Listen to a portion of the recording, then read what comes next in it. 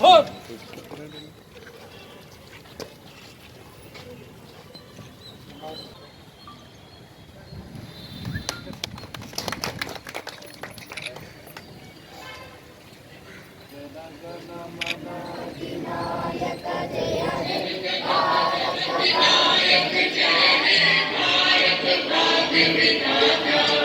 पंजाब सिंधु गुजरात मराठा द्राविड़ उत्कल गंगा।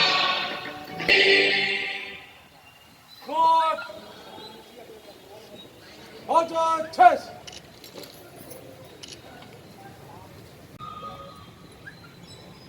दो विश्राम।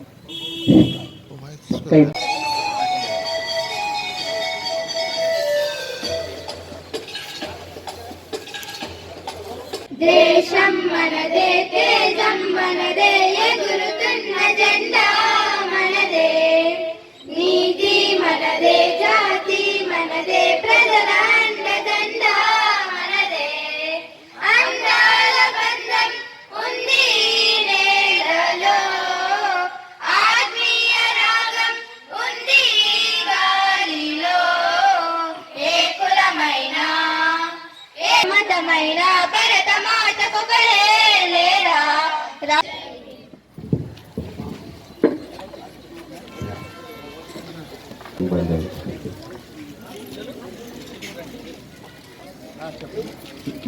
మిగతా వాళ్ళందరూ కూడా పత్రికా విలేకరుల సోదరులు వాళ్ళందరూ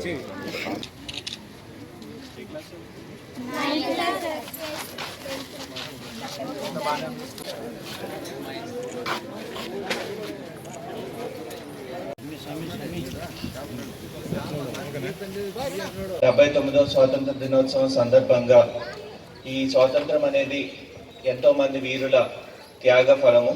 మన జాతిపిత మహాత్మా గాంధీ గారి నేతృత్వంలో ఎందరో స్వాతంత్ర సమర యోధులు అలుపెరుగని పోరాటం చేస్తే మనకి ఈరోజు ఈ స్వేచ్ఛా స్వాతంత్రాలు అనేవి రావడం జరిగింది.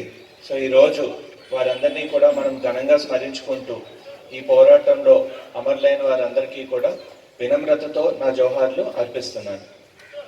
అలాగే రాయలసీమ ప్రాంతంలో తొలి స్వాతంత్ర సమరయోధుడు అయినటువంటి ఉయ్యలవాడ నరసింహారెడ్డి గారు బ్రిటిష్ వారిని ఎదిరించి తేనేకల్ గ్రామ పోరాట యోధుడైన ముత్తుకూరు గౌడప్ప, జాతీయ భావాలు ప్రేరేపించిన గాడిచర్ల హరిసర్వోత్తమరావు గారు ఇలాంటి ఎందరో మహానుభావులు స్వాతంత్ర పోరాటంలో పాల్గొన్నారు.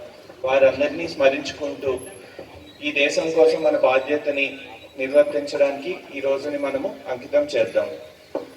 సో దీంతో పాటు రాష్ట్ర ప్రభుత్వము రాష్ట్ర సమగ్రాభివృద్ధి కోసము ఏడాదికి 15% వృద్ధి సాధించే దిశగా స్వర్ణాంధ్ర 2047 విజన్ ప్లాన్ ని రూపొందించింది. అదేవిధంగా మన జిల్లాలోని అలాగే మన ఆదోని డివిజన్లోని 3 నియోజకవర్గాల్లో కూడా ఈ విజన్ ప్లాన్ని ఆ నియోజకవర్గ శాసనసభ్యులతో రూపొందించుకొని వాటిని అమలు చేసే దిశగా మనం ప్రణాళికాబద్ధంగా ముందుకు జరుగుతున్నాము.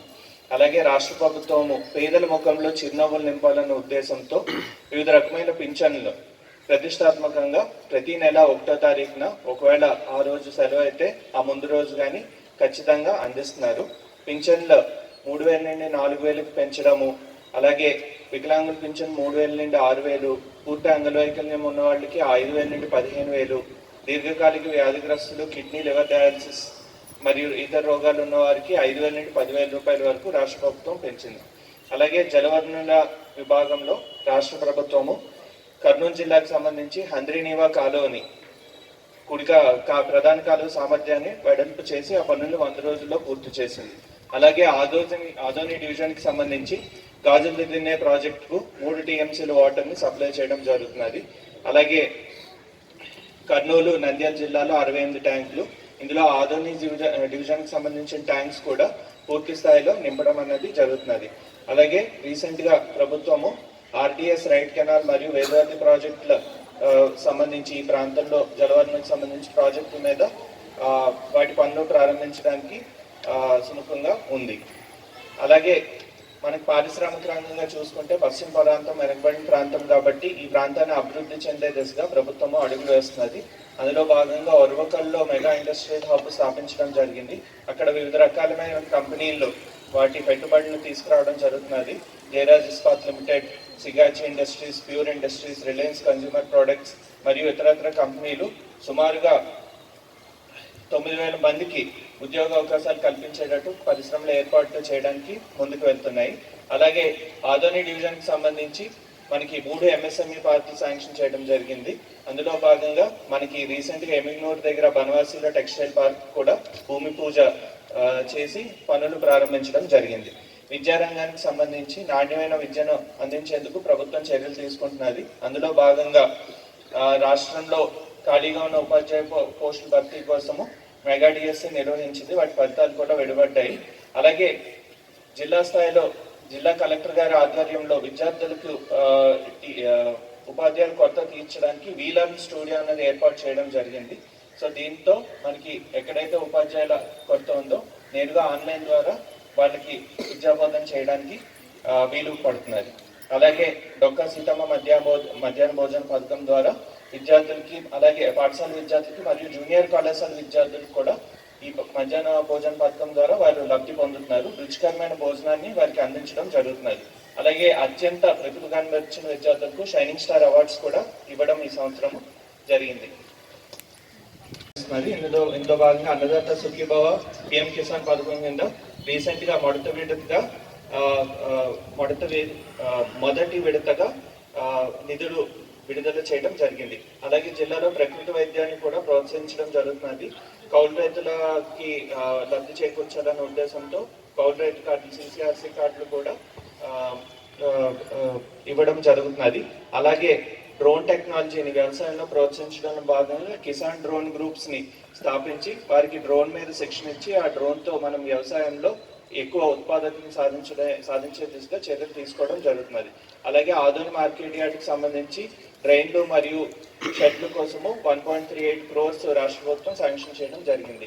అలాగే యానిమల్ హస్బెండరీకి సంబంధించి MGNRAGS స్కీమ్తో భాగంగా గోకులం షెడ్స్ మరియు మినీ గోకులాలు కూడా పూర్తి చేయడం జరిగింది జిల్లాలో. అలాగే ఉపాధి హామీ కల్పనలో భాగంగా మనకి వివిధ రకమైన పనులు, గోకులం షెడ్స్ కట్టడం కానీ, లేకపోతే హార్టికల్చర్ ప్లాంటేషన్ చేయడం కానీ, హౌసింగ్ ఫర్ ఆల్లో కానీ, వీటన్నిటిలో కూడా ప్రజలకి 100 రోజులు ఖచ్చితమైన ఉపాధి అనేది ఇవ్వడం జరుగుతున్నది. అలాగే హౌసింగ్ ఫర్ ఆల్ స్కీమ్లో భాగంగా ఎవరికైతే ఇల్లు లేని వాళ్ళకి ఇల్లు శాంక్షన్ చేయడం జరిగింది. అలాగే అడిషనల్ ఫైనాన్షియల్ అసిస్టెంట్ కింద SC మరియు BC కుటుంబాలకు 50,000 రూపాయలు మరియు ST కుటుంబాలకు 75,000 రూపాయలు అడిషనల్ శాంక్షన్ కూడా మనం చేయడం జరిగింది. అలాగే ప్రభుత్వము నిర్మాణ రంగాన్ని పునరుద్ధరించడానికి ఉచిత ఇసుక పాలసీ విధానాన్ని కూడా తీసుకొచ్చింది. సో దీనిలో భాగంగా నిర్మాణ రంగము అభివృద్ధి పుంజుకుంటే కార్మికులందరికీ కూడా పెద్ద ఎత్తున ఉపాధి కల్పిస్తుందన్నది రాష్ట్ర ప్రభుత్వం యొక్క దృఢ సంకల్పం. అందులో భాగంగా మనకి మన ఆదోని డివిజన్లో ఇసుక రీచ్లు అనేది ఏర్పాటు చేయడం జరిగింది. అంగన్వాడీ కేంద్రాల ద్వారా గర్భవతులకు, బాలింతలకు, చిన్నారులకు పోషకాహారం అందించడం జరుగుతున్నది. పిల్లలకు బాలామృతం, గుడ్లు, పాలు అందిస్తున్నారు. గర్భవతులకు, తల్లులకు టేక్ హోమ్ రేషన్ కింద వివిధ రకాల పోషకాహార కిట్లు అందించడం జరుగుతున్నది. అలాగే మిషన్ వాత్సల్య ప్రోగ్రామ్ కింద బాలల సంరక్షణ, బాల్య వివాహాలు ఆపడము, సఖీ వన్ స్టాప్ సెంటర్ ద్వారా బాధిత మహిళకు వసతి కల్పించడము, కౌన్సిలింగ్, పోలీస్, విద్య, న్యాయ సేవల్ని అందించడం జరుగుతున్నది. బేటీ బచావో బేటీ పడావో కార్యక్రమం ద్వారా బాలికలకు రక్షణ కల్పించడం, విద్యాభివృద్ధిని ప్రోత్సహించడం జరుగుతున్నది. అలాగే మహిళా సంక్షేమ లో భాగంగా ఈరోజు రాష్ట్ర ప్రభుత్వం ప్రతిష్టాత్మక స్త్రీ శక్తి ప్రోగ్రాము ప్రారంభించడం జరుగుతున్నది. సాయంత్రం నుండి ఎంపిక చేసిన రూట్లలో, సర్వీసుల్లో మహిళలకు ఉచిత బస్సు ప్రయాణాన్ని రాష్ట్ర ప్రభుత్వం కల్పిస్తున్నది.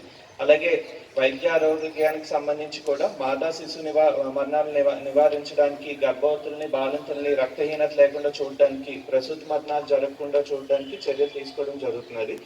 అలాగే చేనేత కార్మికులకు సంబంధించి ప్రభుత్వము ప్రతిష్టాత్మకంగా ఆదోని డివిజన్లో బనవాసీలో ఎమిగ్నూరు నియోజకవర్గంలో 77 ఎకరాల్లో మెగా టెక్స్టైల్ పార్క్ను స్థాపించడం జరిగింది.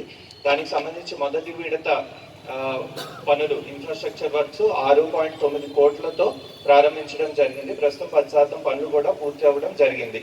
అలాగే ఎమిగ్నూరు టిట్కో హౌసింగ్ కాంప్లెక్స్ లో కూడా ఒక వీవర్శాలని ఏర్పాటు చేయడానికి చర్యలు తీసుకోవడం జరుగుతున్నది. అలాగే రాష్ట్ర ప్రభుత్వము రీసెంట్ గా 2000 యూనిట్లు పర్ మంత్ వరకు చేనేత కార్మికులకి ఎలక్ట్రిసిటీ మీద సబ్సిడీ ఇవ్వడం జరుగుతున్నది. అలాగే చేనేత కార్మికులకు పెన్షన్ కూడా ప్రకటించడం జరిగింది. అలాగే ముద్రా లోన్స్ కూడా ఎక్స్టెండ్ చేయడం జరుగుతున్నది. అదేవిధంగా పౌర సరఫరాల విభాగంలో మనకి 65 సంవత్సరాలు దాటిన వ్యక్తులకు కానీ దివ్యాంగులకు కానీ ఇంటి వద్దకే రేషన్ పంపిణీ అనే కార్యక్రమాన్ని కూడా స్థాపించడం జరిగింది. అలాగే చౌకధరల దుకాణంలో ప్రతి నెల 1 నుండి 15వ తారీఖున నిత్యావసర సరుకుల్ని సరఫరా చేయడం జరుగుతున్నది.